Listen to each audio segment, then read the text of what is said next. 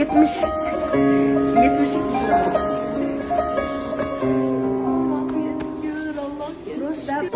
Gah o'zgarar sokin hayot, kimdir to'sar daryoni ham. Azizlar, Hadichaxon haqida xushxabar bor. Bilasizlar, kuni kecha operatsiya bo'lgan. Hozir izolyatsiya xonada, ahvoli yaxshi. Hadichaxonda operatsiya qilgan doktorlarning aytishiga qaraganda, o'simtani 95% olib tashalgan. Endi esa qolgan 5% o'simta nur yordamida butunlay tak-tugi bilan yo'qolib ketar ekan. Hozir shuni ustida ishlashyapti ekan.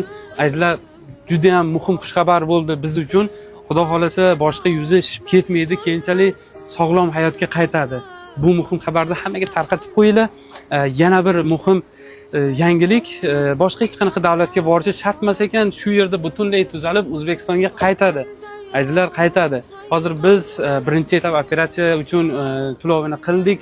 Xudo xolasa ahvoli yaxshilansa, qachonlardir shu yerda yuzi tiklanadi, protez ko'z qo'yiladi, sog'lom hayotga qaytadi. Hammadan Alloh rozi bo'lsin azizlar. Keyingi videolarda kutinglar.